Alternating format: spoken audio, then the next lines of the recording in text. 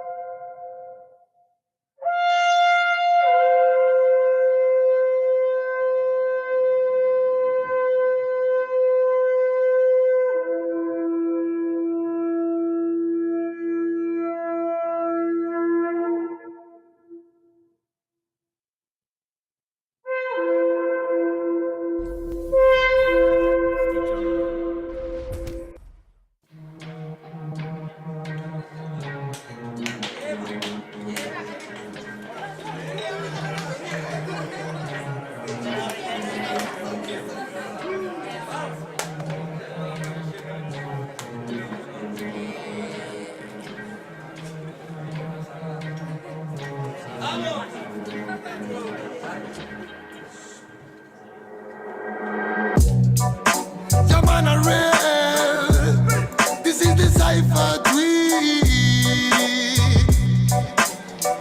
Ahora Babylon real. En esta ocasión traigo a los gangsters más gangsters de la zona. Y vengo con la familia gang. ¿Cómo dice? Llaman a real. Traigo el mensaje puro y crudo para el momento. No palabras vanas que rompen los sentimientos. Lucharé y derribaré los muros del lamento. Pídeme pues te daré los sueños que están muertos. Nunca el demonio dio mensajes de amor, pero tampoco los dio el ángel que nos abandona. Quizás miremos diferente el reloj, pero tu cielo es el infierno donde el amor murió. Political violence, criminal physical redemption hasta caca del baile. Typical style, magical fraile. Mucha es la promesa en la que se han llevado el aire. Love, love, love. Siente verdad como doy mi corazón. No more, no more, no more. It's a reggae cipher.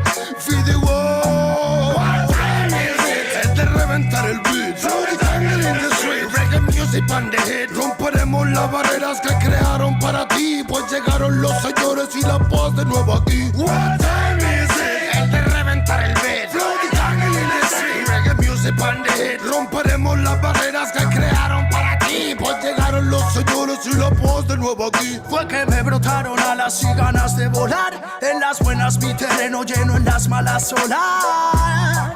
Un muro que decorar, mis hermanos me sirven de guía, mi estrella polar. Guarda los hilos, me duele hasta respirar. Solo quiero ver verdad. Sigo buscándome lejos de lo que piensas. Más fácil de lo que crees, el esfuerzo trae recompensas.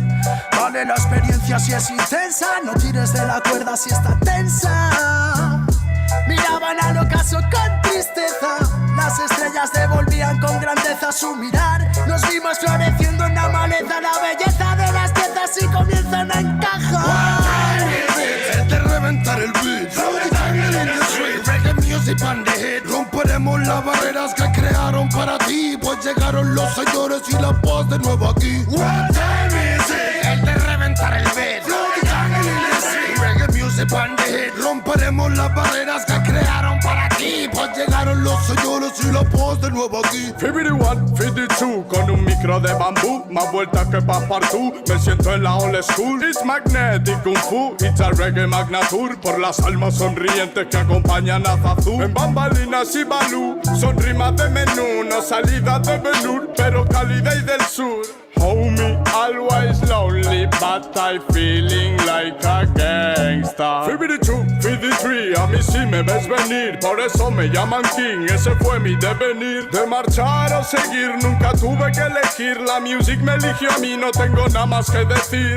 Saifa, Puniga, Loba, Grimble, Fire, Killerman, Smoker, Chusta, feel like a Rasta, child metal, King Madness, original reggae cipher again. Sempiterna guerra interna en la villa del pingüino, de los que alinean la antena y los que se encuentran dormidos zarandean tus emociones cual barril de vino, cosas feas quizás en tus ideas, pero aquí no, yo no atino, disparo sin mirar a todo aquel vampiro que el diente quiera hincarme, bro. Si lo digo, no es para pensar, sino para aclarar lo que de siempre estás pensando. Acaba el tan magnífico, imposible de torcer metal, so start my friend, yo. Reggae warriors again, making connection after connection, my new world, creating the freedom from them, me more. Nanny boy, represent this game. What time is it? Es de reventar el beat. Through the jungle in the street. Reggae music on the hit. Romperemos las barreras que crearon para ti, pues llegaron los señores y la paz de nuevo aquí. What time is it? Es de reventar el beat. Through the jungle in the street. Reggae music on the hit. Romperemos las barreras que crearon para ti, pues llegaron los señores y la paz No de hace nuevo falta aquí. presentación si existe nivel. Sobreviviendo en Babilonia escribí al papel mis problemas cuando al final pude entender que para ser feliz solo tienes que querer. Que solamente hay una vida y es para vivir. Busca siempre una alternativa para seguir. No dejes nunca que te digan que no es así. Y prende un poco de sativa para estar chill. Ey, superando ansiedades con el humo de gancha. Manchas de un pasado trágico en la cancha. Seguimos siendo fuertes, su mierda no me engancha. Mientras otros esperando a que lleguen en lancha. No matter where you come, no matter where you come from. Solo importa que prestes atención a este sound. Desde the original, kill la man al mando. Oh, na, na, na. Mira, soy un warrior, sonido legendario. Disfruto cada segundo cuando me subo al escenario. Tengo fuego en los labios, sigo cual mercenario. Pasos de gigante y cora revolucionario. Siento que es necesario, suena el reggae en los barrios, para que cae el mensaje y para salvar a los más sabios. Entre en mi imaginario, quemo cheques bancarios. Si vienes con la mala vibra, mejor bro, cambia tu itinerario. Ya, ya, ya, ya, ya. Cuando ruge el león suena la música real. Venimos con el ya, ya, ya, ya, ya. Sonido de guión es el sonido original. Ya, ya, ya, ya, ya. Reggae de corazón es el que se hace en unidad. Ya, ya, ya, ya, ya, ya, ya, ya. What time is it? Es de reventar el beat. Through the jungle in the street. Reggae music on the hit. Romperemos las barreras que crearon para ti, pues llegaron los señores y la paz de nuevo aquí. What time is it? Es de reventar el beat. Through the jungle in the street. Reggae music on the hit. Romperemos las barreras que crearon para ti, pues llegaron los señores y la paz de nuevo aquí.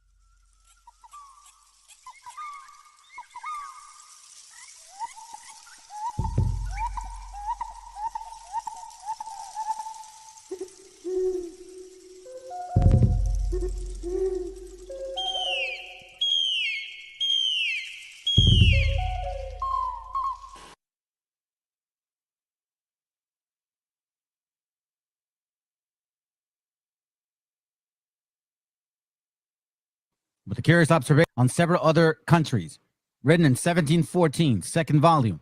It says here, this also a vulgar error that the Jews are all black. This is page 139. For this is only true of the Portuguese Jews, who marrying always among one another, beget children like themselves, and consequently, the swarthiness of their complexion is entailed upon their whole race, even in the northern regions. But the Jews who are originally of Germany, those, for example, I have seen at Prague, are not blacker than the rest of the countrymen. Though nobody can doubt that those of the Jewish nation are destitute of all authentic tradition, and that as being Jews, they have not any particular knowledge, neither of the laws or customs of their ancestors, or even of the Hebrew language. I have, however, been willing to take care of this to satisfy you, in asking several of their rabbis in Germany and Italy about what you had desired, with making them read some periods of Hebrew distinctly to observe how they pronounce it without long time here. Page 141. In entering again into the particularities of your question, I will tell you that I have forgotten nothing, and it drove my curiosity further than yours, having not forgot the diverse doubtful things that are marked in the grammar, or which are the results of the different opinions of the grammaring. The answer I have then to you in a few words about this affair is this: that these Jews, black and white, have furnished me with nothing, absolutely nothing. You. Nothing that one can draw of any use. And indeed, what can they say to Christians, meaning white Christians, that the Christians do not know as well as they have? As well as they. Have they any secret source or any immediate revelation? Who are these people who pretend to teach each other? On the contrary, they are a poor sort of creatures, so filled with false notions, so conceited of their monstrous ideas that I would never advise young people to have any commerce with them for the fear of receiving from them some ridiculous prejudice. This goes for you black West Africans and you dumb ass Khazarians. I pray to God that you get the destruction that you're wishing upon these other nations. The nerve of you to say that, 35 of us have been running by Edom and 35 by Ishmael, but you're neither one of them, you damn demon. You black and white mofos are going to get destruction. All praises to the Most High. They claim they want to build a temple. Now, I want to discuss a little bit of sensitive history. And if I go to sensitive history, well, then I must quote sources that say it rather than that I say it.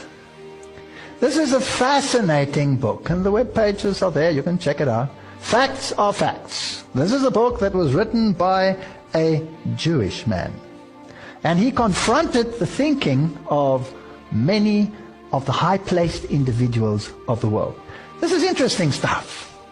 In this book, Benjamin H. Friedman, a Jewish man, writes about the Jews and reveals an interesting history. He states that the present Jews in Palestine are not the true descendants of the Judeans, but rather descendants of the Khazars.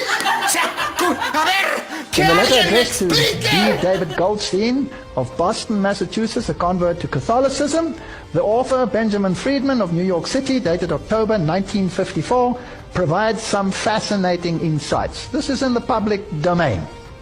Let's study this for a while and see where we get. Benjamin H. Friedman claims that the word Jew was only introduced into the English language in the 18th century, and that Jesus referred to himself as a Judean and not as a Jew. Inscribed upon the cross when Jesus was crucified were the Latin words Iesus Nazarenus Rex Iodeorum, which means Jesus of Nazareth, ruler of the Judeans.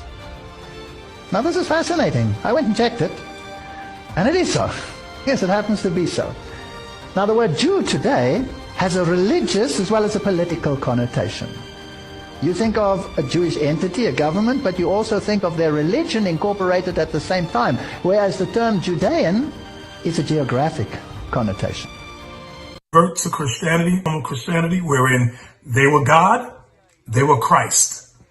Okay, the angels were white, and that the Jews who had converted, the white men who had converted to being a Jew, they also had to, they were on top of us.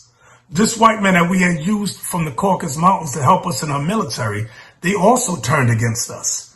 Never trust your enemies, brothers and sisters. We said, these are our allies. And the very same allies turned against us. So again, we stop those of us who support, as most of us do, Israel in this body, for apologizing for our support for Israel. There's no apology to be made. None. It is the best $3 billion investment we make. Were there not an Israel, the United States of America would have to invent an Israel to protect her interest in the region. The United States would have to go out and invent an Israel. The second part is people should understand by now, this should be crystal clear, that Israel is the single greatest strength America has in the Middle East. I always say to my friends when they say those things to you, I say, imagine our circumstance in the world were there no Israel. How many battleships would there be? How many troops would be stationed? You know, I used to say early on when I was a kid, I'd say, when I was a young senator, I'd say, if I were a Jew, I'd be a Zionist. I am a Zionist. You don't have to be a Jew to be a Zionist. Progress occurs in the Middle East when everyone knows there's simply no space between the United States and Israel. There is no space between the United States and Israel when it comes to Israel's security. There is only one nation in the world that has unequivocally, without hesitation, and consistently confronted the efforts to delegitimize Israel. At every point in our administration, at every juncture, we've stood up on behalf of the legitimacy of the state of Israel. The security of Israel and the United States is inextricably tied, and we will never, ever, ever abandon Israel out of our own self-interest. I also emphasize what I've said throughout this conflict. The United States fully supports Israel's right to defend itself against indiscriminate rocket attacks from Hamas and other Gaza-based terrorist groups that have taken the lives of innocent civilians in Israel.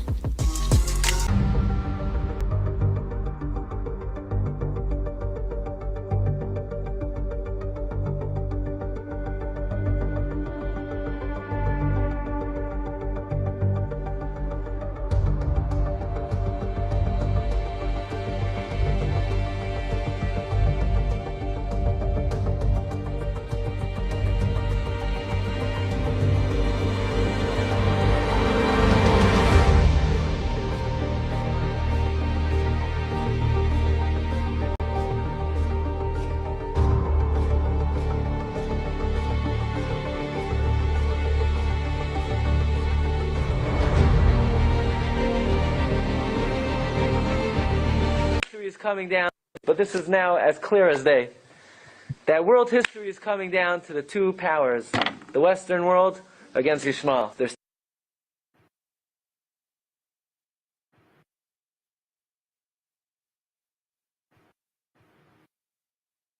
70 nations. 70 nations are really 35 and 35. And 35 of them are controlled by what's called Edom, the Western world, what many consider America. And 35 are controlled by Yishmael, the Arab Muslim world. And this is our tradition, that the two main Ummah Sa'olam are Esav and Yishmael, Edom and Yishmael. These are the only two nations that will exist until Mashiach comes. Rome and Persia. Who's going to be the last man standing? Esav or Yishmael? By the way, my message to both of them is we wish both of them tremendous hatzlacha. They should wipe each other out. No, none of them should be standing. Both sides should mamish be matzliach as much as possible. We wish both sides tremendous hatzlacha in their avodah of wiping out the other party. Rome will fall to Persia, which means Edom will fall to Yishmael. Rome will fall to Persia. In other words, America falls to Yishmael. And what the Navi is saying is that Edom, at the end of days, will be carried off by Persia. In other words, Persia, Yishmael will completely destroy the Western world. That is the opinion of Rabbi Yehuda Hanassi. So then, according to him, we're not in the right country right now. Edom, the Edom, Esav, America, they're so rotten. They never accept the yoke of heaven. So what's God going to do to Edom? He's going to have to remove him from this world. You know what else he's going to have to do? V'shachad oisa lefanav. He's going to have to shecht him. And at the end of days, God is going to slaughter Edom. What's a kingdom? A kingdom is somebody who usurps the glory, majesty, and power of the Jewish people. New to you, it's not new to us. So we have a lot of people we know involved in those things, right? We know of them, but they don't even know that it's tied to Freemasonry. A lot of them don't. But I guarantee you my grandmother was ignorant. He petitioned the Massachusetts state legislature for funds to educate children of color. He opened his home as a school to provide an education to adults of color.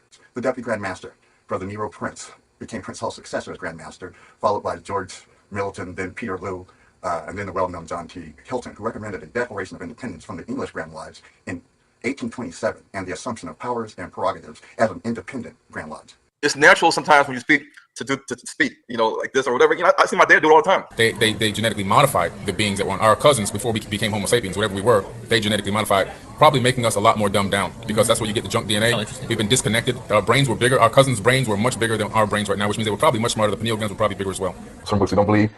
You have some Israelites that believe these people over here are the Israelites and these are not, and you can't tell me nothing.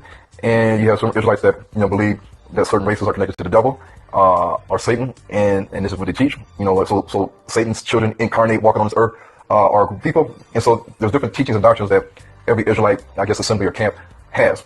I say, okay, let's do it in person at our school in Atlanta.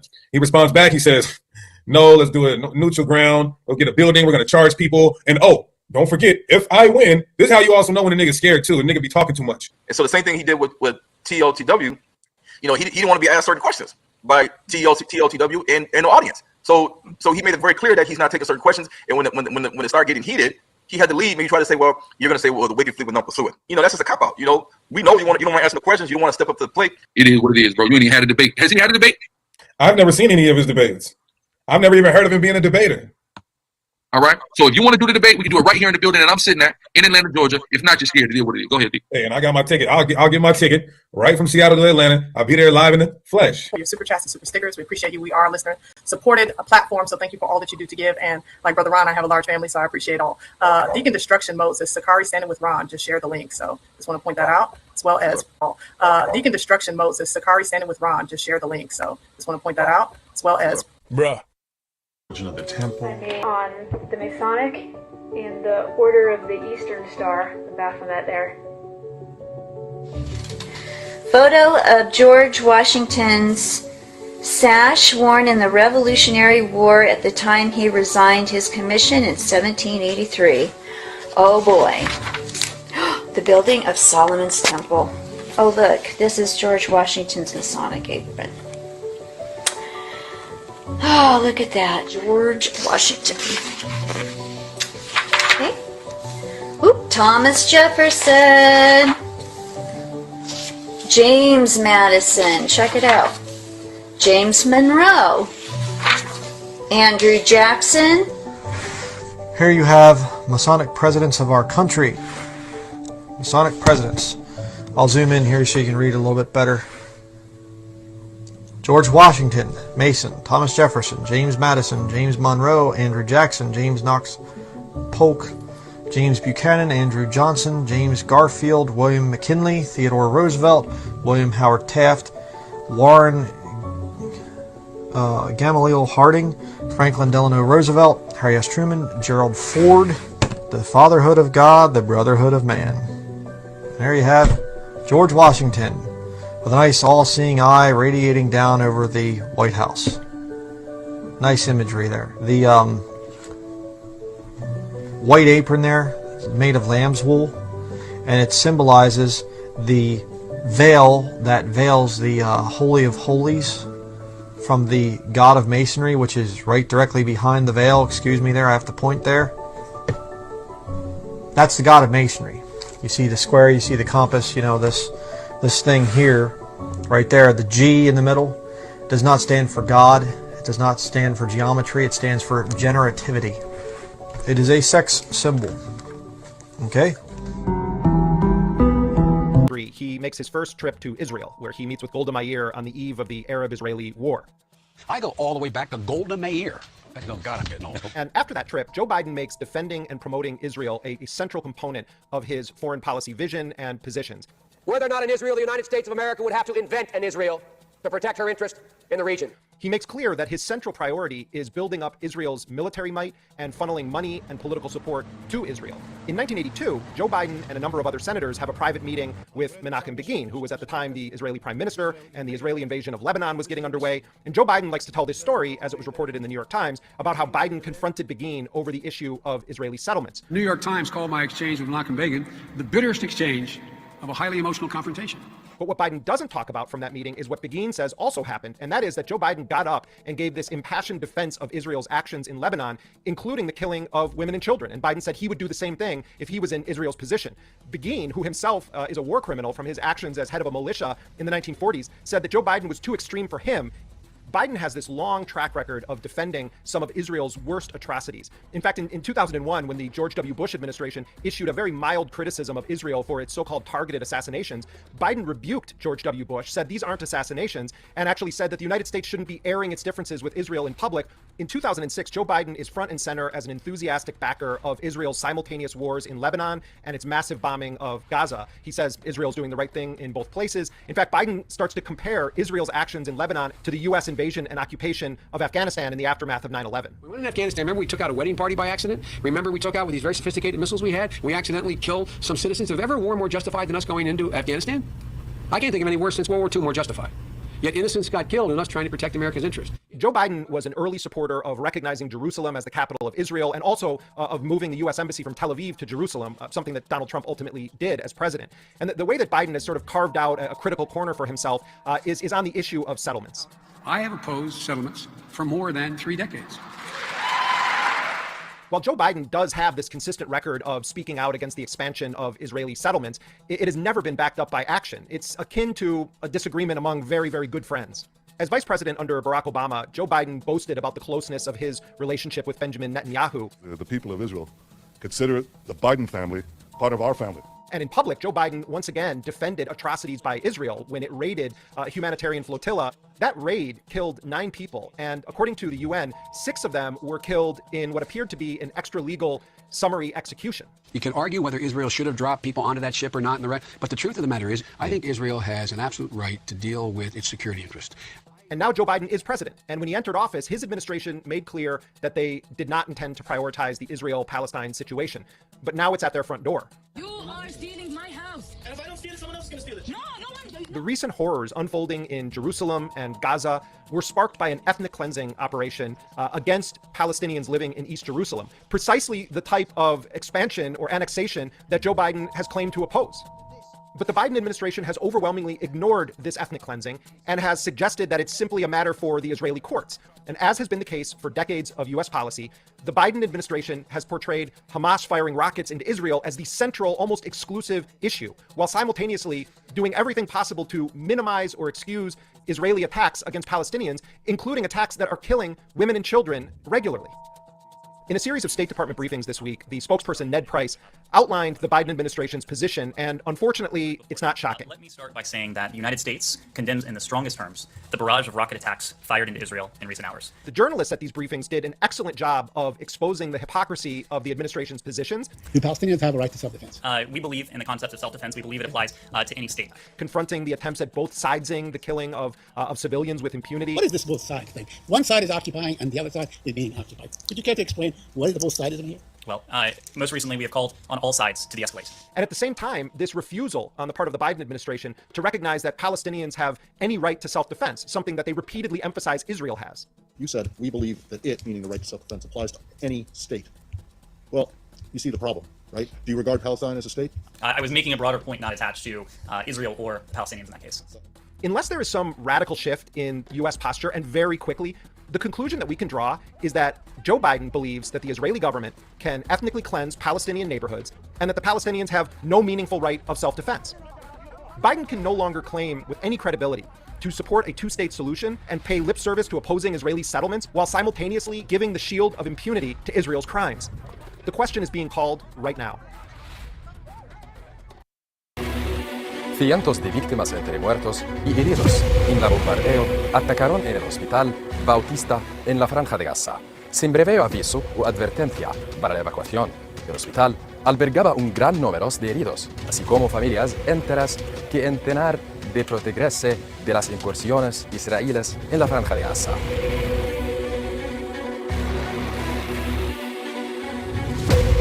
Las reacciones internacionales y árabes siguieron. Después, el bombardeo del hospital.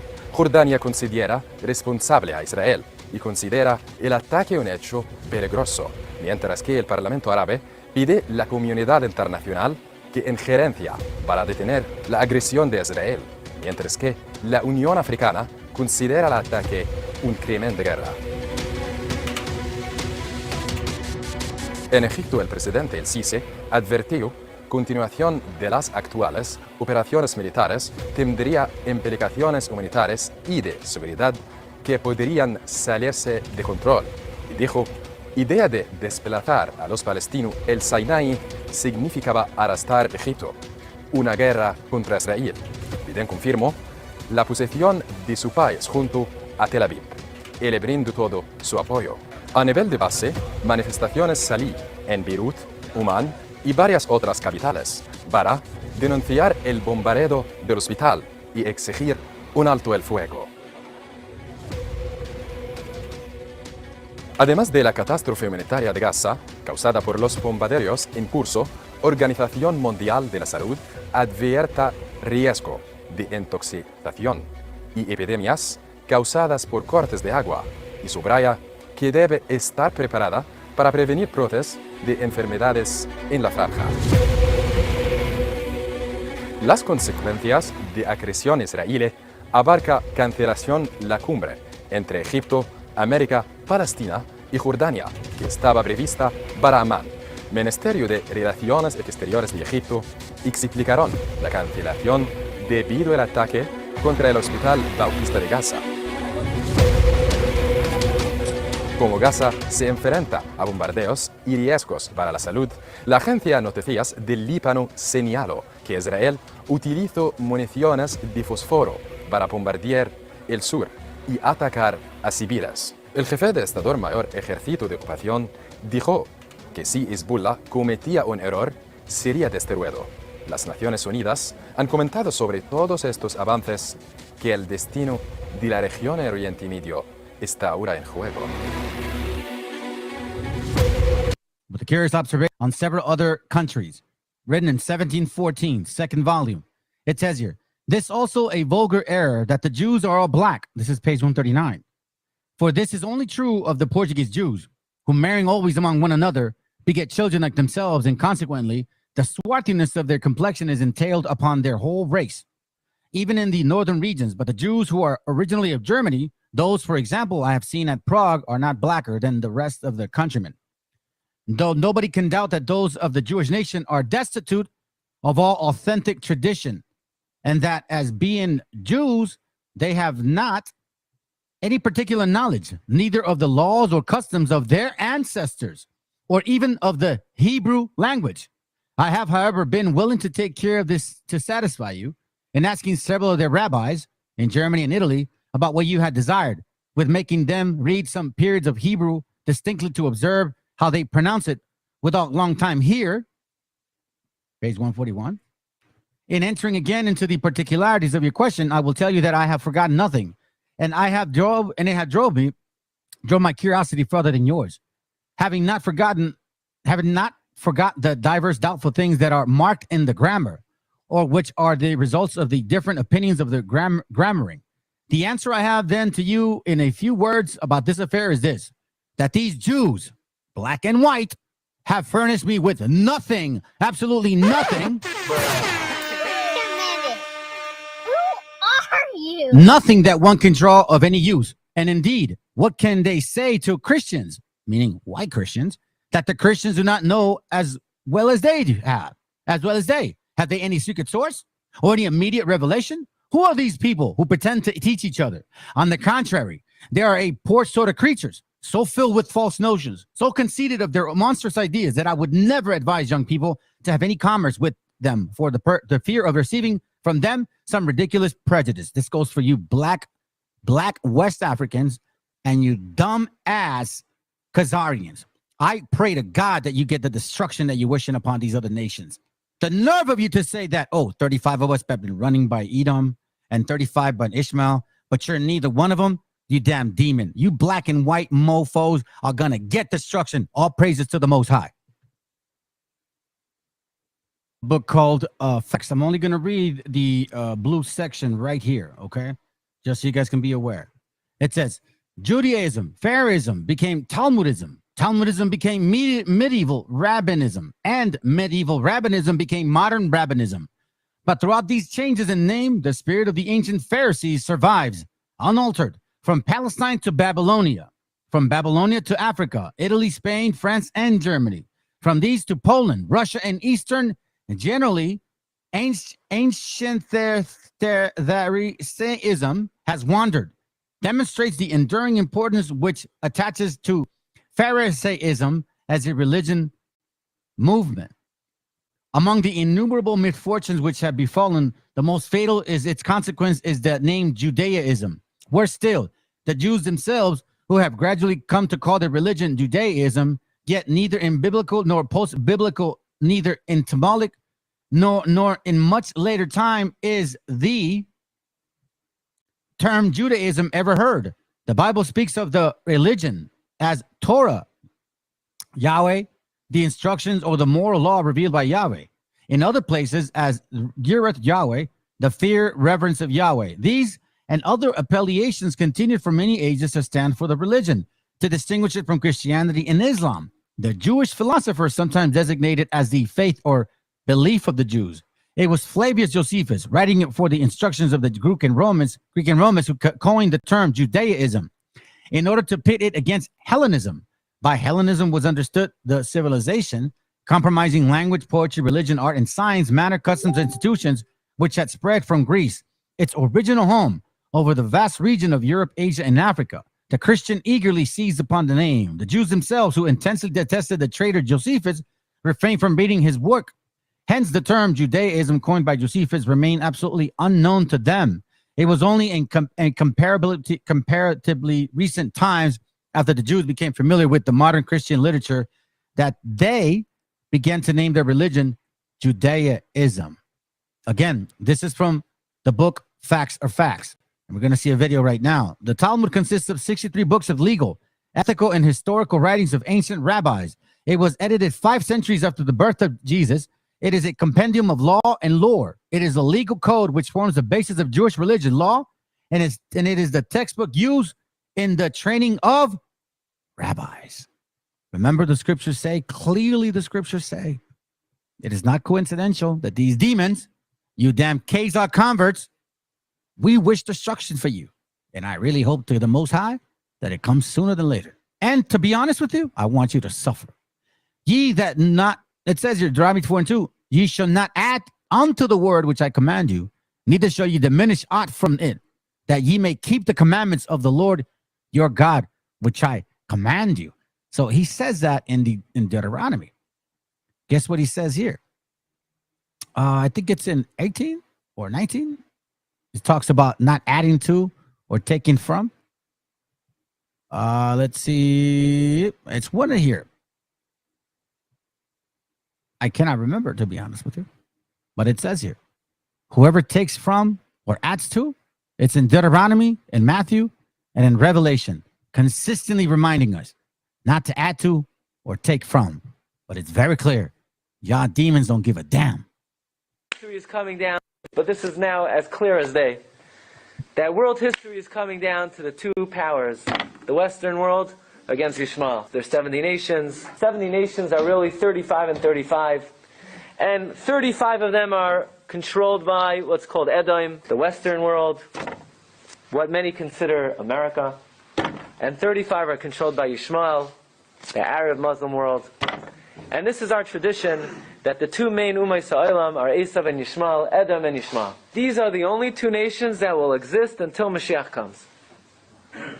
Rome and Persia. Who's going to be the last man standing? Esav or Yishmael? By the way, my message to both of them is we wish both of them tremendous hatzlacha. They should wipe each other out. No, none of them should be standing. Both sides should mamish be matzliach as much as possible. We wish both sides tremendous hatzlacha in their avodah of wiping out the other party. Rome will fall to Persia, which means Edom will fall to Yishmael. Rome will fall to Persia. In other words, America falls to Yishmael. And what the Navi is saying is that Edom at the end of days will be carried off by Persia. In other words, Persia, Yishmael will completely destroy the Western world. That is the opinion of Rabbi Yehuda Hanassi. So then, according to him, we're not in the right country right now. Edom, the Edom, Esav, America, they're so rotten. They never accept the yoke of heaven. So what's God going to do to Edom? He's going to have to remove him from this world. You know what else he's going to have to do? V'shachad oisa lefanav. He's going to have to shecht him. And at the end of days, God is going to slaughter Edom. What's a kingdom? A kingdom is somebody who usurps the glory, majesty, and power of the Jewish people. Tonight is something that you have never been able to learn from any other source. And what I tell you now concerns not only you, but your children and the survival of this country and Christianity. I'm not here just to dish up a few facts to send up your blood pressure, but I'm here to tell you things that will help you preserve what you consider the most sacred thing in the world. The liberty and the freedom and the right to live as Christians, where you have a little dignity and a little right to pursue the things that your conscience tells you are the right things as Christians. Now, first of all, I'd like to tell you that on August 25th, 1960, that was shortly before election, Senator Kennedy, who is now the President of the United States, went to New York and delivered an address to the Zionist Organization of America. In that address, to reduce it to its briefest form, he stated that he would use the armed forces of the United States to preserve the existence of the regime set up in Palestine by the Zionists, who are now in occupation of that area. And what is the reason? The reason is that here in the United States, the Zionists and their co-religionists have complete control of our government. For many reasons, too many and too complex to go in here at this time. I'll be glad to answer questions, however, to support that statement. The Zionists and their co-religionists rule this United States as though they were the absolute monarchs of this country. Now you say, well, that's a very broad statement to make, but let me show what happened while you were... I don't want to wear that out. Let me show you what happened while we were all at sea. I'm including myself with you. We were all at sea. What happened? World War I broke out in the summer of 1914. 1914 was the year in which World War I broke out. There are a few people here my age who remember that. Now that war was waged on one side by Great Britain, France, and Russia, and on the other side by Germany, Austria-Hungary, and Turkey. What happened? Within 2 years, Germany had won that war. Not alone won it nominally, but won it actually. The German submarines, which were a surprise to the world, had swept all convoys from the Atlantic Ocean, and Great Britain stood there without ammunition for her soldiers, stood there with 1 week's food supply facing her, and after that, starvation. At that time, the French army had mutinied. They lost 600,000 of the flower of the French youth in the defense of Verdun on the Somme. The Russian army was defecting. They were picking up their toys and going home. They didn't want to play war anymore. They didn't like the Tsar. And the Italian army had collapsed. Now, Germany, not a shot had been fired on the German soil. Not an enemy soldier had crossed the border into Germany. And yet, here was Germany offering England peace terms. They offered England a negotiated peace on what the lawyers call a status quo ante basis. That means, let's call the war off and let everything be as it was before the war started. Well, England in the summer of 1916 was considering that. Seriously. They had no choice. It was either accepting this negotiated peace that Germany was magnanimously offering them, or going on with the war and being totally defeated. While that was going on, the Zionists in Germany, who represented the Zionists from Eastern Europe, went to the British War Cabinet, and I'm going to be brief because this is a long story, but I have all the documents to prove any statement that I make if anyone here is curious or doesn't believe what is possible. The Zionists in London went to the British War Cabinet, and they said, look here, you can yet win this war. You don't have to give up. You don't have to accept the negotiated peace offered to you now by Germany. You can win this war if the United States will come in as your ally. The United States was not in the war at that time. We were fresh, we were young, we were rich, we were powerful. And they told England, we will guarantee to bring the United States into the war as your ally, to fight with you on your side, if you will promise us Palestine after you win the war. In other words, they made this deal. We will get the United States into this war as your ally. The price you must pay us is Palestine after you have won the war and defeated Germany, Austria-Hungary, and Turkey. Now, England had as much right to promise Palestine to anybody as the United States would have to promise Japan to Ireland for any reason whatsoever. It's absolutely absurd that Great Britain, that never had any connection or any interest or any right in what is known as Palestine, should offer it as coin of the realm to pay the Zionists for bringing the United States into the war. However, they made that promise in October of 1916. October 1916. And shortly after that, I don't know how many here remember it, the United States, which was almost totally pro-German, because the newspapers here were controlled by Jews, the bankers were Jews, all the media of mass communications in this country were controlled by Jews, and they were pro-German, because their people, in a majority of cases, came from Germany, and they wanted to see Germany lick the Tsar. The Jews didn't like the Tsar, and they didn't want Russia to win this war. So the German bankers, the German Jews, Kuhn Loeb, and the other big banking firms in the United States refused to finance France or England to the extent of $1. They stood aside and they said, as long as France and England are tied up with Russia, not 1 cent. But they poured money into Germany. They fought with Germany against Russia, trying to lick the Tsarist regime. Now, those same Jews, when they saw the possibility of getting Palestine, they went to England and they made this deal. At that time, everything changed, like the traffic light that changes from red to green, where the newspapers had been all pro-German, where they'd been telling the people the difficulties that Germany was having fighting Great Britain commercially and in other respects.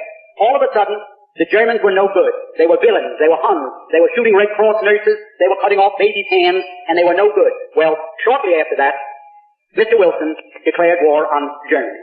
The Zionists in London sent these cables to the United States to Justice Brandeis, go to work on President Wilson. We're getting from England what we want. Now you go to work, and you go to work on President Wilson, and get the United States into the war. And that did happen. That's how the United States got into the war. We had no more interest in it. We had no more right to be in it than we have to be on the moon tonight instead of in this room. Now the war, World War I, in which the United States participated, had absolutely no reason to be our war. We went in there, we were railroaded into it. If I can be vulgar, we were suckered into that war merely so that the Zionists of the world could obtain Palestine. Now, that is something that the people in the United States have never been told. They never knew why we went into World War I. Now what happened? After we got into the war, the Zionists went to Great Britain and they said, well, we performed our part of the agreement.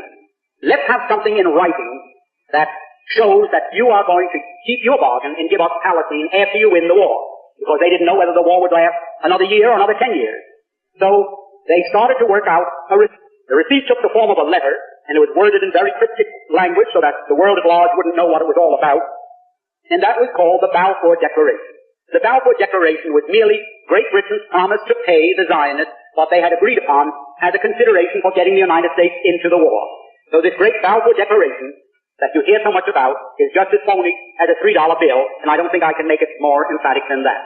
Now, that is where all the trouble started. The United States was in the war. The United States crushed Germany. We went in there, and it's history. You know what happened. Now, when the war was ended, and the Germans went to Paris, to the Paris Peace Conference in 1919, there were 117 Jews there as a delegation representing the Jews, headed by Bernard Baruch. I was there. I ought to know. Now, what happened? The Jews at that peace conference, when they were cutting up Germany and parceling out Europe to all these nations that claimed a right to a certain part of European territory, the Jews said, how about Palestine for us? And they produced, for the first time, to the knowledge of Germans, this Balfour Declaration. So the Germans, for the first time, realized, oh, that was the game. That's why the United States came into the war. And the Germans, for the first time, realized that they were defeated. They suffered this terrific reparations that was slapped onto them because the Zionists wanted Palestine. And they were determined to get it at any cost. Now, that brings us up to another very interesting point. When the Germans realized this, they naturally resented it. Up to that time, the Jews had never been better off in any country in the world than they had been in Germany. You had Mr. Rathenau there, who was maybe 100 times as important in industry and finance as Bernard Baruch in this country. You had Mr. Ballin, who owned the two big steamship lines, the North German Lloyd and the Hamburg American line, thank you. You had Mr. Bleichroeder, who was the banker for the Hohenzollern family. You had the Warburgs in Hamburg, who were the big merchant bankers, the biggest in the world. The Jews were doing very well in Germany. No question about that. Now, the Germans felt, well, that was quite a sellout. It was a sellout that I can best compare. Suppose the United States was at war today with the Soviet Union. And we were winning. And we told the Soviet Union, well, let's quit. We offer you peace terms. Let's forget the whole thing. And all of a sudden, Red China came into the war as an ally of the Soviet Union. And throwing them into the war brought about our defeat. A crushing defeat, with a reparations the likes of which man's imagination cannot encompass. Imagine, then, if we found out that it was the Chinese in this country, our Chinese citizens, who all the time we thought they were loyal citizens working with us, was selling us out to the Soviet Union, and it was through them that Red China was brought into the war against us. How would we feel in the United States against Chinese? I don't think one of them would dare show its face on any street. There wouldn't be lampposts enough convenient to take care of them. Imagine how we would feel. Well, that's how the Germans felt towards these Jews. We've been so nice to them, and from 1905 on, when the first communist revolution in Russia failed, and the Jews had to scramble out of Russia, they all went to Germany, and Germany gave them refuge, and they were treated very nicely. And here, they sold Germany down the river for no reason at all, other than they wanted Palestine as a so-called Jewish commonwealth. Now, Nahum, Sokolow, all the great leaders, the big names that you read about in connection with Zionism today, they, in 1919, 1920, 21, 22, and 23, they wrote in all their papers, and the press was filled with their statements, that the feeling against the Jews in Germany is due to the fact that they realized that this great defeat was brought about by our intercession and bringing the United States into the war against them. The Jews themselves admitted that. It wasn't that the Germans in 1919 discovered that a glass of Jewish blood tasted better than Coca-Cola or Münchner beer. There was no religious feeling. There was no sentiment against those people merely on account of their religious beliefs. It was all political. It was economic. It was anything but religious. Nobody cared in Germany whether a Jew went home and pulled down the shades and said Shema Yisrael or Our Father. No one cared in Germany any more than they do in the United States. Now, this feeling that developed later in Germany was due to one thing, that the Germans held the Jews responsible for their crushing defeat for no reason at all, because World War I was started against Germany for no reason for which they were responsible. They were guilty of nothing, only of being successful. They built up a big navy, they built up world trade. You must remember, Germany, at the time of Napoleon, at the time of the French Revolution, what was the German Reich consisted of 300 small city-states, principalities, dukedoms, and so forth. 300 little separate political entities. And between that time, between Napoleon and Bismarck, they were consolidated into one state. And within 50 years after that time, they became one of the world's great powers. Their navy was rivaling Great Britain. They were doing business all over the world. They could undersell anybody and make better products. And what happened? What happened as a result of that? There was a conspiracy between England, France, and Russia that we must slap down Germany. Because there isn't one historian in the world that can find a valid reason why those three countries decided to wipe Germany off the map politically. Now, what happened after that? When Germany realized that the Jews were responsible for her defeat, they naturally resented it. But not a hair on the head of any Jew was harmed. Not a single hair. Professor Chancel of Georgetown University, who had access to all the secret papers of the State Department, wrote in his book and quoted from a State Department document written by Hugo Schoenfeld, a Jew who Cordell Hull sent to Europe in 1933 to investigate the so-called camps of political prisoners. And he wrote back that he found them in very fine condition. They were in excellent shape. Everybody treated well. And they were filled with communists. Well, a lot of them were Jews, because the Jews happened to be maybe 98% of the communists in Europe at that time. And there were some priests there, and ministers, labor leaders, Masons, and others who had international affiliations. Now, the Jews sort of tried to keep the lid on this fact. They didn't want the world to really understand that they had sold out Germany and that the Germans resented that. So they did take appropriate action against them. They, shall I say, discriminated against them wherever they could. They shunned them. The same as we would the Chinese or the Negroes or the Catholics or anyone in this country that sold us out to an enemy and brought about our defeat. Now, after a while, the Jews of the world didn't know what to do. So they called a meeting in Amsterdam. Jews from every country in the world attended in July 1933. And they said to Germany, you fire Hitler and you put every Jew back into his former position, whether he was a communist, no matter what he was. You can't treat us that way. And we, the Jews of the world, are calling upon you and serving this ultimatum upon you. Well, the Germans told them, you can imagine. So what did they do?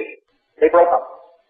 In 1917, the communists took over Germany for a few days. Rosa Luxemburg and Karl Liebknecht and a group of Jews in Germany took over the government for 3 days.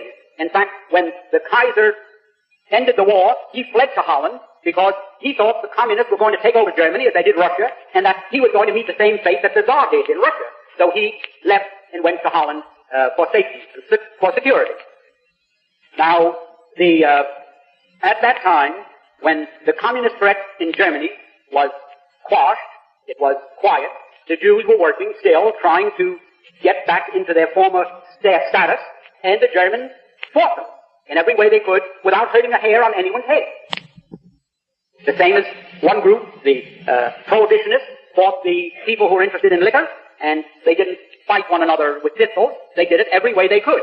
Well, that's the way they were fighting the Jews in Germany. And at that time, mind you, there were 80 to 90 million Germans, and there were only 460,000 Jews. Less than 1/2 of 1% of the population of Germany were Jews.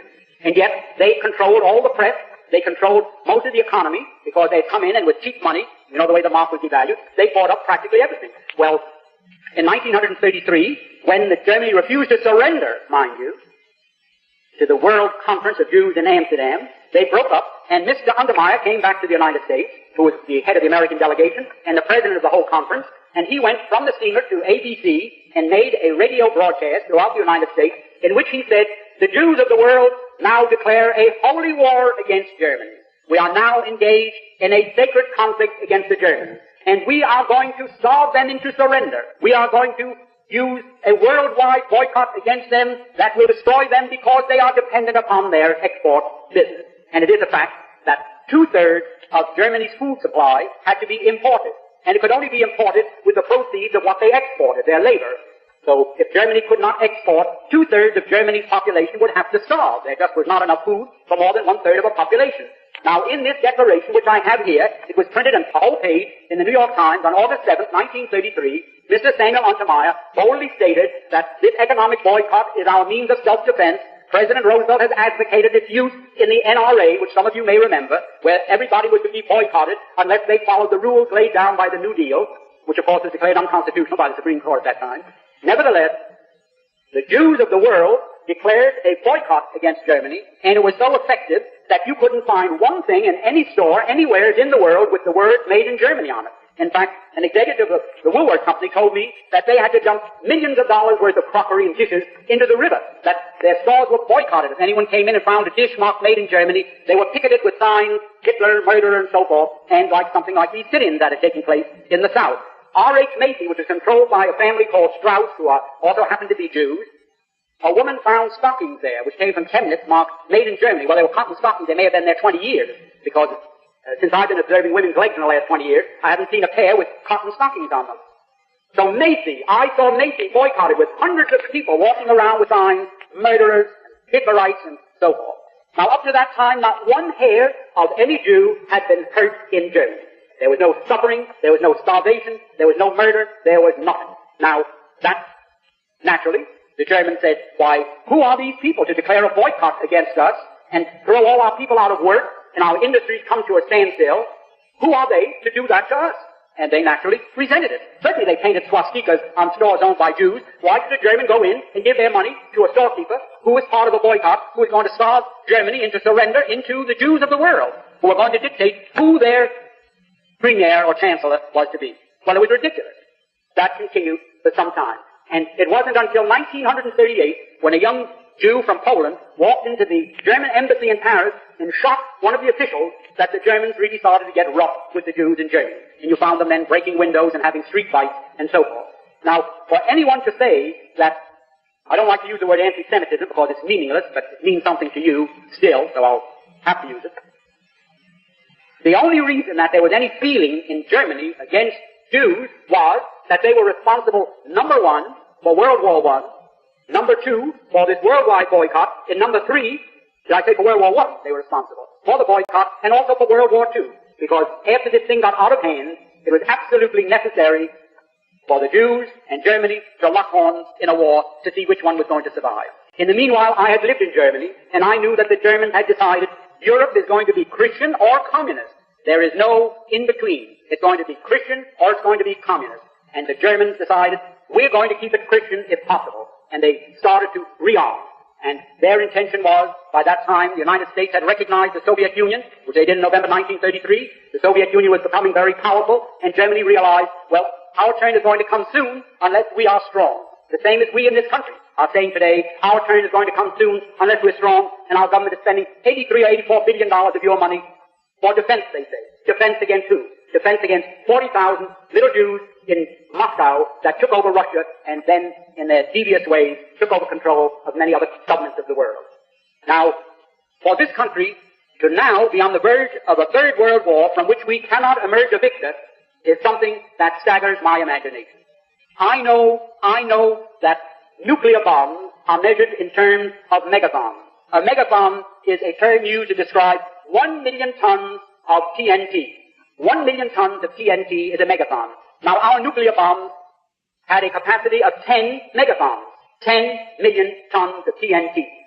That was when they were first developed 5 or 6 years ago. Now, the nuclear bombs that are being developed have a capacity of 200 megabombs. And God knows how many megabombs the nuclear bombs that the Soviet Union has have a capacity. So, what do we face now? If we trigger a world war that may develop into a nuclear war, humanity is finished. And why will it take place? It will take place because Act 3, the curtain goes up on Act 3. Act 1 was World War I. Act 2 was World War II. Act 3 is going to be World War III. The Jews of the world, the Zionists, and their co-religionists everywhere are determined that they are going to again use the United States to help them permanently retain Palestine as their foothold for their world government. Now that is just as true as I'm standing here, because not alone have I read it, but many here have read it, and it's known all over the world. Now we're going to do. The life you save may be your son. Your boys may be on their way to that war tonight, and you don't know it any more than you knew that in 1916 in London, the Zionists made a deal with the British War Cabinet to send your sons to war in Europe. Did you know it at that time? Not a person in the United States knew it. You weren't permitted to know it. Who knew it? President Wilson knew it. Colonel House knew it. Others knew it. Did I know it? I had a pretty good idea what was going on. I was liaison to Henry Morgenthau Sr. in the 1912 campaign when President Wilson was elected. And there was talk around the office there. I was confidential man to Henry Morgenthau Sr., who was chairman of the Finance Committee, and I was liaison between him and Rollo Wells, the treasurer. So I sat in these meetings with President Wilson at the head of the table and all the others, and I heard them drum into President Wilson's brain the graduated income tax and what has become the Federal Reserve, and also indoctrinate him with the Zionist movement. And Justice Brandeis and President Wilson were just as close as the two fingers on this hand. And President Woodrow Wilson was just as incompetent when it came to determining what was going on as a newborn baby. And that's how they got us into World War I, why we all slept. Send our boys over there to be slaughtered for what? So the Jews can have Palestine as their commonwealth. They fool you so much that you don't know whether you're coming or going. Now any judge, when he charges a jury, says, gentlemen, any witness that you find has told a single lie, you can disregard all his testimony. That is correct. I don't know from what state you come, but in New York State, that is the way the judge addresses a jury. If that witness said one lie, disregard his testimony. Now, what are the facts? The Jews, I call them Jews to you because they're known as Jews. I don't call them Jews. I refer to them as so-called Jews because I know what they are. If Jesus was a Jew, there isn't a Jew in the world today. And if those people are Jews, certainly our Lord and Savior was not one of them. And I can prove that. Now what happened? The Eastern European Jews, who form 92% of the world population of those people who call themselves Jews, were originally Khazars. They were a warlike tribe that lived deep in the heart of Asia. And they were so warlike that even the Asiatics drove them out of Asia into Eastern Europe. And to reduce this, so you don't get too confused about the history of Eastern Europe, they set up this big Khazar kingdom. 800,000 square miles. Only there was no Russia, there were no other countries, and the Khazar kingdom was the biggest country in all Europe. So big and so powerful that when the other monarchs wanted to go to war, the Khazars would loan them 40,000 soldiers. That's how big and powerful they were. Now, they were phallic worshippers, which is filthy. I don't want to go into the details of that now. It was their religion, the way it was the religion of many other pagans or barbarians elsewhere in the world. Now, the king became so disgusted with the degeneracy of his kingdom that he decided to adopt a so-called monotheistic faith, either Christianity, Islam, the Muslim faith, or what is known today as Judaism, really Talmudism. So Like spinning a top, he said, eeny, meeny, miny, mo, and he picked out so-called Judaism. And that became the state religion, and he sent down to the Talmudic schools of Tel Aviv and Surah, and brought up thousands of these rabbis with their teachings, and he opened up synagogues and schools in his kingdom of 800,000 people, 800,000 square miles, and maybe 10 to 20 million people, and they became what we call Jews. There wasn't one of them that ever had an ancestor that ever put a toe in the Holy Land, not alone in Old Testament history, but back to time, the beginning of time. Not one of them. And yet they come to the Christians and they ask us to support their armed insurrection in Palestine by saying, well, you want to certainly help repatriate God's chosen people to their promised land, their ancestral homeland. We gave you one of our boys as your Lord and Savior. You now go to church on Sunday and kneel, and you worship a Jew, and we're Jews. Well, they were pagan Khazars who were converted just the same as the Irish. And it's just as ridiculous to call them people of the Holy Land as it would be. There are 54 million Chinese Muslims. 54 million. And Muhammad only died in 620 AD, so in that time, 54 million Chinese have accepted Islam as their religious belief. Now imagine, in China, 2,000 miles away from Arabia, where the city of Mecca is located, where Muhammad was born, imagine if the 54 million Chinese call themselves Arabs. Imagine. Why, you'd say they're lunatics. Any man that believes that those 54 million Chinese are Arabs must be crazy. All they did was adopt as a religious faith a belief that had its origin in Mecca, in Arabia. The same as the Irish. When the Irish became Christians, nobody jumped then in the ocean and imported from the Holy Land a new crop of inhabitants that were Christians, that had Christian flesh and blood. They weren't different people. They were the same people, but they had accepted Christianity as their religious faith. Now these pagans, these Asiatics, these Turco-Finns, they were a Mongoloid race who were forced out of Asia into Eastern Europe. They likewise, because their king took the faith, the Talmudic faith, they had no choice. Just the same as in Spain. If the king was Catholic, everybody had to be a Catholic. If not, you had to get out of Spain. So everybody, they lived on the land just like the trees in the bushes. The human being belonged to the land under their feudal system.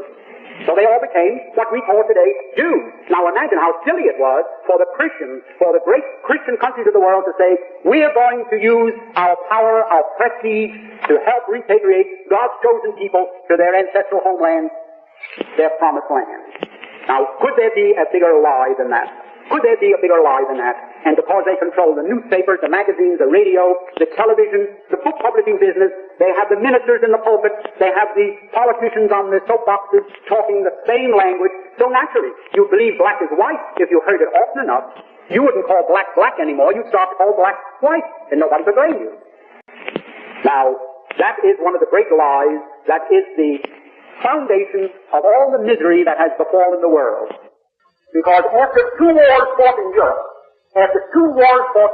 World War I and World War II, if it wasn't possible for them to live in peace and harmony with the people in Europe, like their brethren are living in the United States, what were the two wars fought for?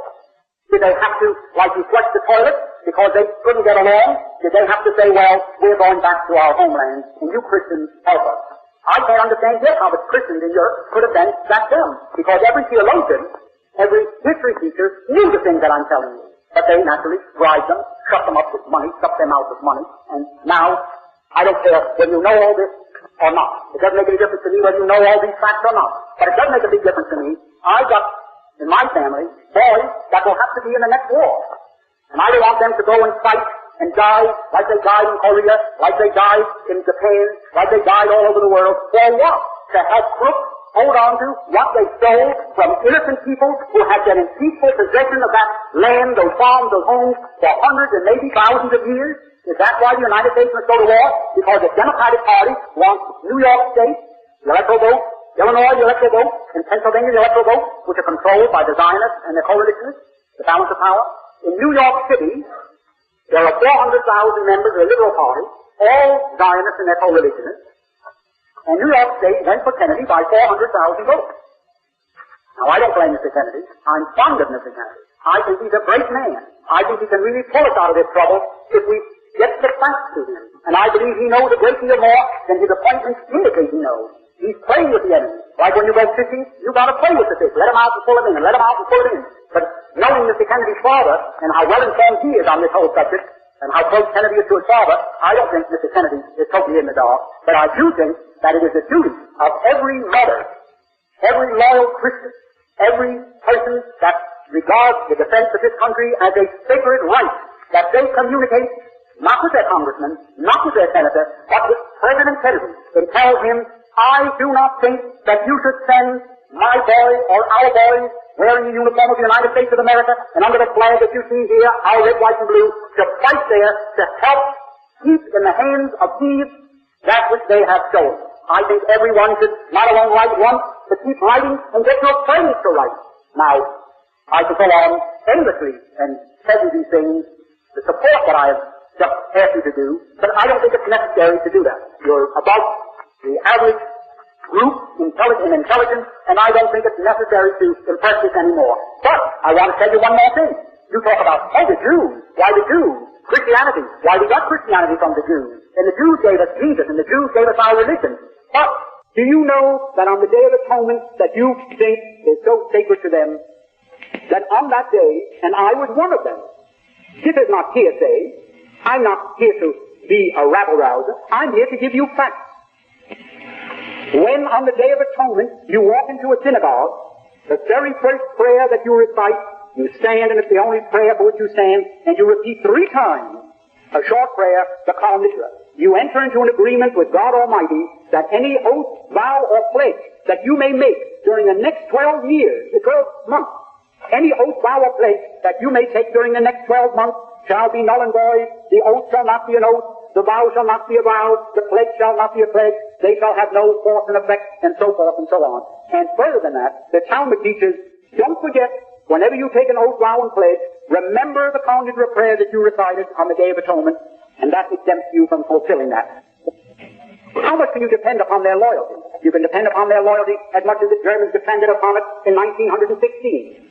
And we're going to suffer the same fate that Germany suffered, and for the same reason. You can't depend upon something as insecure as the leadership that is not obliged to respect an oath, vow, or pledge. Now I want to say one thing. You ask me, well, you think to yourself, well, how did this fellow get mixed up in this the way he got mixed up? Well, I opened my mouth in 1945. And I took big pages in newspapers and tried to tell the American people what I'm telling you. And one newspaper after another refused the agreement. And when I couldn't find a newspaper to take them, I paid cash, not credit. What happened? My lawyer told me, well, there's an editor over in Jersey with a paper, he'll take your announcement. So I was brought together with Mr. McKinley, and that's how I met him. So somebody told me, the lawyer who introduced me, who was the son of the dean of the Methodist bishop, he said, well, I think he's a little anti-Semitic, I don't know if I can get him over here. So he brought him over to my apartment, and we hit it off wonderfully, and have since then. Now, I say this, and I say it without any qualification, I say it without any reservation, and I say it without any hesitation. If it wasn't for the work that Mr. Conley McKinley did with common sense, he's been sending out from 1,800,000 to 2 million every year. If it wasn't the work that he's been doing, sending those out for 15 years now, we would already be a communist country. Nobody has done what he did to light fires. Many of the other active persons in this fight learned all about it for the first time through common sense. Now, I have been very active in helping him all I could. I'm not as flush as I was. I cannot go on spending the money. I'm not going to pick up a collection, don't worry. I surprise people getting up to leave. I haven't got the money that I used to spend. I used to print 250,000 of them out of my own pocket and send them out. Mr. McKinley, when I first met him, had maybe 5,000 printed and circulated them locally. So I said, with what you know and what I know, we can really do a good job. So I started printing an outside shop, big newspaper company, 250,000 and paid for it. Well, there goes the bottom to the barrel. I suppose we've all reached that time. Well, I'm not so poor that I can't live without working, and that's what worries me instead of making me. I can just get by without going and asking for a job or getting on the bread line. But Mr. McKinley is working, he's sick and dead, he's going at this stronger than ever. All I want to say is that they want to close up common sense more than any other single thing in the whole world as a death blow to the fight Christians are making to survive. So I want to just tell you this. All they do is circulate rumors, Mr. Benjamin H. Friedman, the wealthy backer of common sense. Well, the reason they do that is to discourage the people in the United States. Don't spend any money for common sense. They don't need it. They've got the wealthy Mr. Friedman as a backer. That all has strategy. They don't want to advertise me so that people that have real estate or securities to sell will come and call on me. They just want people to lay off common sense. All I'm telling you is, I do try to help them, but I haven't been able to, and I'll be very honest. One thing I won't do is lie. In the last year, I've had so much sickness in my family that I could not give him $1. How he managed to survive, I don't know. God alone knows. And he must be in God's care, because how he goes through with his sickness and with his financial troubles, I don't know. But that press is working. Every 2 weeks, about 150,000 common sense go out with a new message. And if that information could be multiplied, the people that now get it for size 10 or 25 or 50, give them around, plow that field, sow those seeds. You don't know which will take root. But for God's sake, this is our last chance. And I know there are many other people in the field that are doing wonderful work. Mr. Goff, Mrs. Elizabeth Billings, there are many, but none of them can say that they send out close to 2 million for 15 years. And at $1 a year. I've had almost fist fights with Mr. McGinley. Why don't you raise that to $3? How can he send out 24 at $1, and then when he gets a new subscriber, they'll give him $2 or $3 worth of circulars? And I would say that if there's one man that we want to keep into this fight, it's Connie McGinley. And rather than buy lipstick, or cigarettes, or whiskey, rather than bet on race horses, go out and pay, I don't know what to call it, play golf, you pay something to hit the ball, a TC or something. A green fee, thanks. I never played golf yet. I got a ball, so I played that for one. So anyhow, I'm telling you, if you want to make a sacrifice, if you want to make last year's trip do again, if you want to alter a dress to make it do again this year, if men, instead of going out and seeing a new necktie, you forego that necktie. Keep poor Mr. McGinley, number one, alive. He's on his, maybe his deathbed. Nobody knows. He's very, very sick. Very sick. Number two, keep him in this fight. There's somebody here identified with that operation, or I wouldn't dare tell an untruth.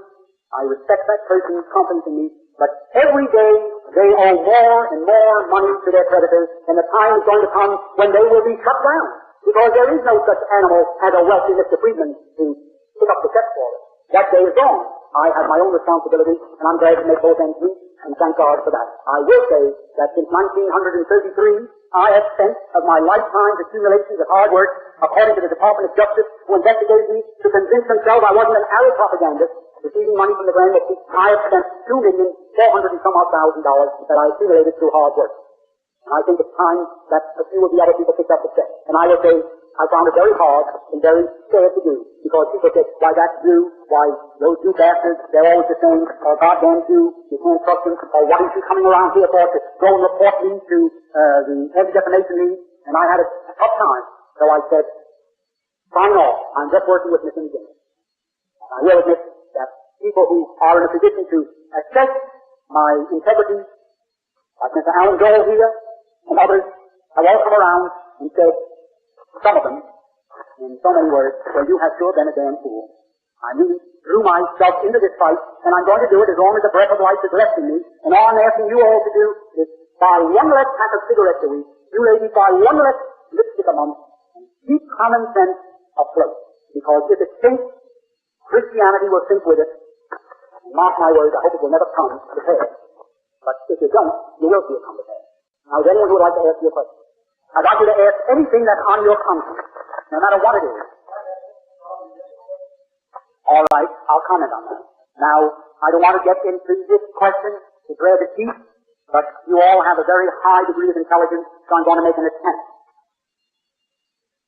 In the time of Bible history, there was a geographic area known as Judea. Judea was a province of the Roman Empire. Now, a person who lived in Judea was known as a Judean, and in Latin it was Judaeus, and in Greek it was Judea. Those are the two words, Greek and Latin, for a Judean. Now the word Latin and Greek, there is no such letter as J, and the first syllable of Judaeus and Judaeus thought Jew. Now, when the Bible was written, it was first written in Greek, Latin, Anantic, Syriac, Aramaic, all those languages. Never was the word Jew in any of them, because the word didn't exist. Judea was the country, and the people were Judeans, and Jesus was referred to only as a Judean. I have seen those the earliest scripts available. I'm always at the American Bible Society, and there was no such thing. In 1645, a man by the name of Wycliffe in England thought it was time to translate the Bible into English. There was no English edition of the Bible, because who the devil could read? It was only the educated church people who could read Latin and Greek, Syriac, Aramaic, and the other languages. Anyhow, Wycliffe thought, I'm going to make this translation into English. And he did. But in it, he had to look around for some words for Judaeus and Judaios. There was no English word because Judea had passed out of existence. There was no Judea. People had long ago forgotten that. So he, in the first translation, used the word in referring to Jesus as G-Y-U, Jew. There was no printing press. Now between 1345 and the 17th century, when the printing press came into use, that word passed through so many changes. I have them all here. If you want, I can read them to you. I will.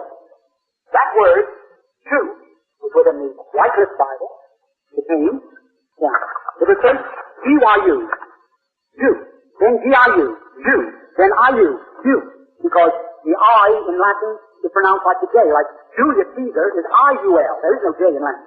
Then I-U-W, Jew, then I-E-U-U, then I-E-U-I, Jewy, then I-W-E, then I-O-W, then I-E-W-E, all in Bible.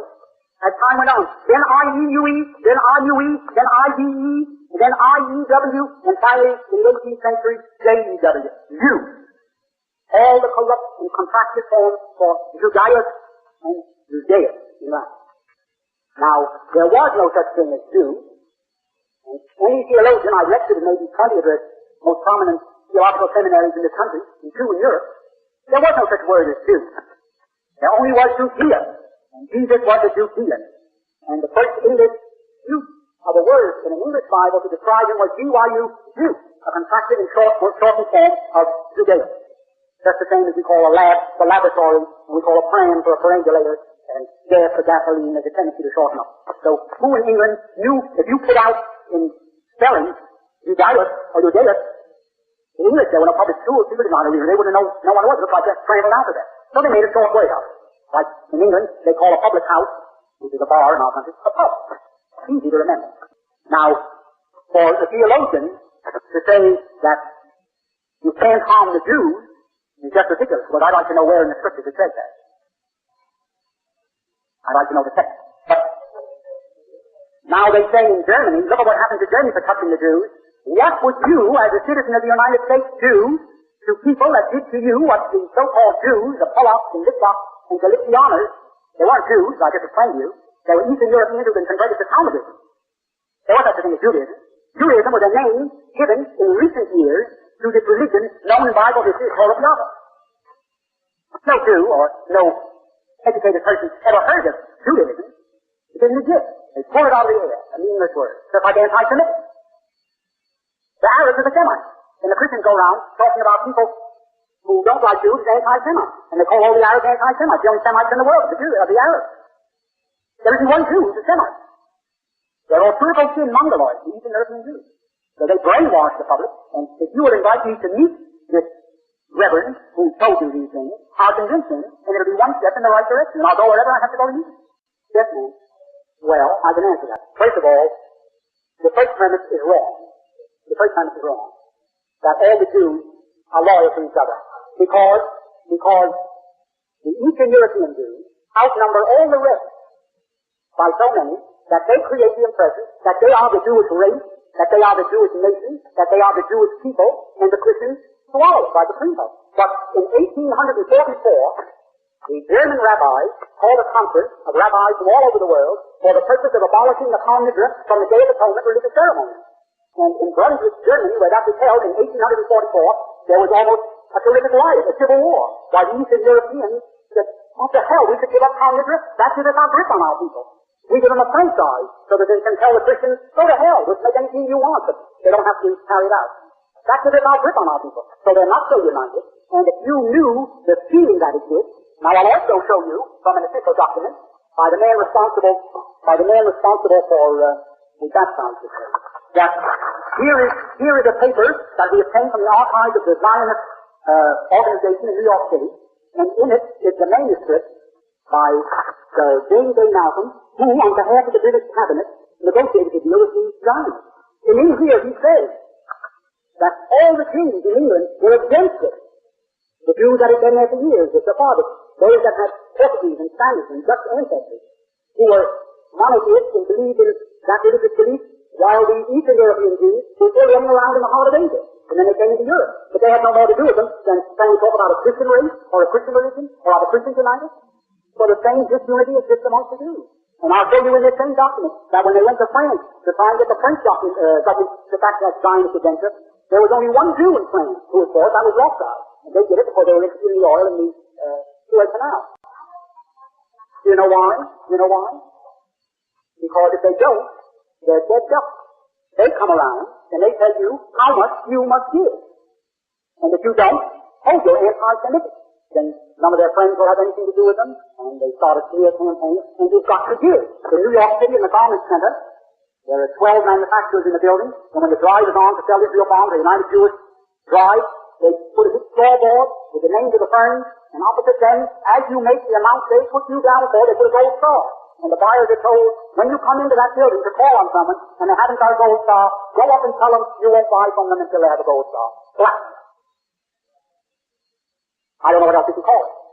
Then what do they do? They tell you it's for humanitarian purposes, and they sent maybe $8 billion to Israel, tax exempt, tax deductible.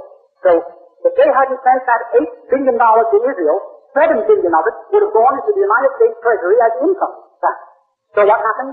That $7 billion deficit, that air pocket, the young Christians have to make up. They put a bigger tax on gas or bread or corporation tax.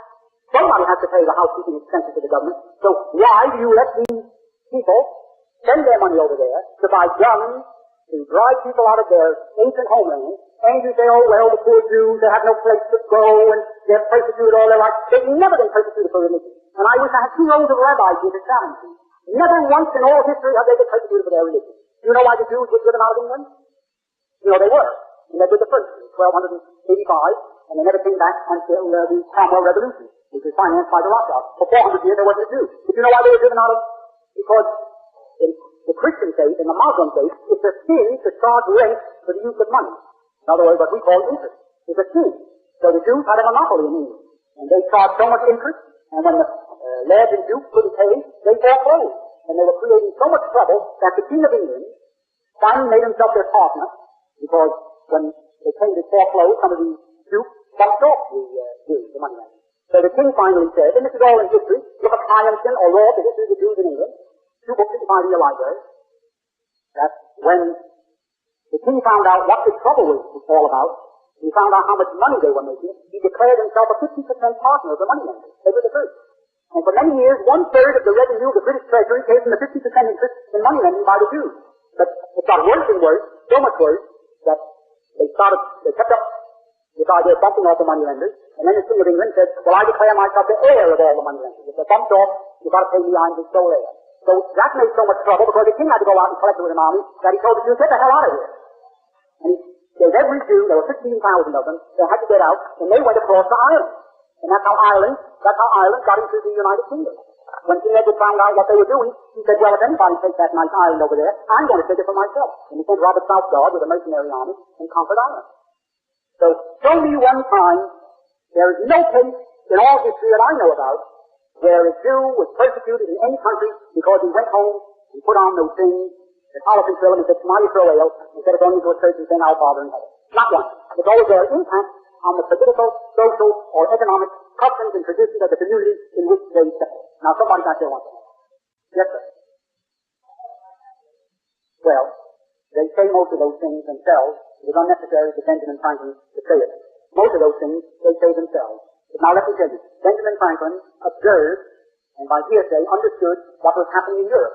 When Russia, in 920, was formed and gradually surrounded the Khazar kingdom and then absorbed them, most of the well-to-do Khazars fled to Western Europe and brought with them the very things to which you object and I object and a lot of other people object.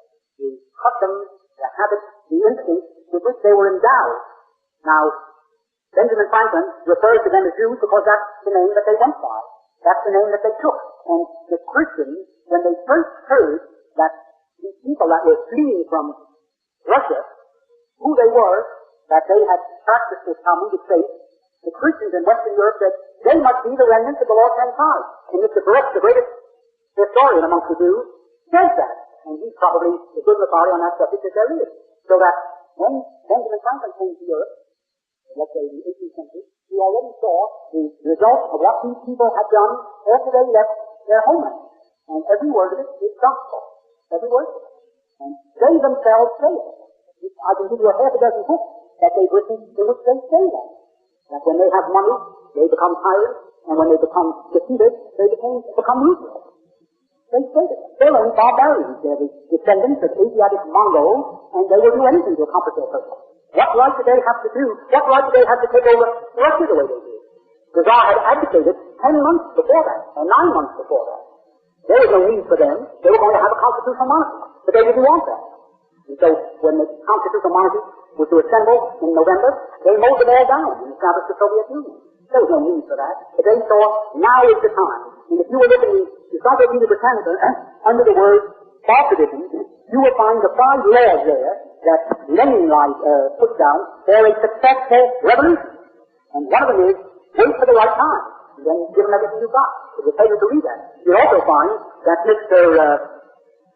Harold Lasky, who wrote the article for this Encyclopedia Britannica, states that the Jews conceived and created and cultivated the communist movement, and that their energy made them the spearhead of the movement. Harold Lasky wrote it, and knowing more about communism than he, and the Encyclopedia Britannica for 25 years has been printed. What more do you want? Anybody else? Well, I can't advocate that you do anything that's criminal, or that might get the boys into trouble, but I can tell you this, that you can start what I call an endless thing. If you can get your friends to write, definitely. Here is the statement, Mr. Kennedy's office gave me this himself. Mr. Smith, who succeeded Mr. Kennedy, took over his office, within his office, and gave me this.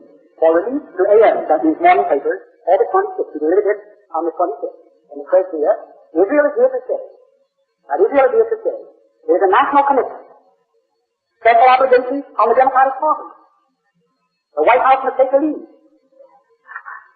American intervention. We will act promptly and decidedly against any nation in the Middle East which attacks its neighbor. I propose that we make clear to both Israel and the Arab states our guarantee that we will act with whatever force and speed are necessary to halt any aggression by any nation. Well, do you call the return of people to their homeland aggression? If Mr. Kennedy is going to do that, suppose 3 million Mexicans came into Texas and drove the 6 million Texans into the deserts of Arizona and New Mexico. Suppose these Mexicans were slipped in there armed, the Texans are disarmed, and one night they drove them all out of Texas, and they declared themselves the Republic of the Alamo. What would the United States say? Would we say it's aggression for these Texans to try to get their homes back from these Mexican thieves? Suppose the Negroes in Alabama were secretly armed by the Soviets, and overnight they rose up and drove all the whites into the swamps of Mississippi and Georgia and Florida. Drove them out completely, and they declared themselves the Republic of Ham or the Republic of something or other.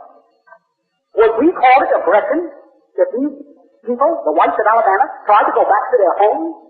What would we think if the Soviet Union said, no, those Negroes now occupy them, let them there? Or if the Soviet Union said, no, those Mexicans are in Texas, they declared themselves as sovereign states, leave them there. You have plenty of rule in Utah and Nevada, settle them elsewhere.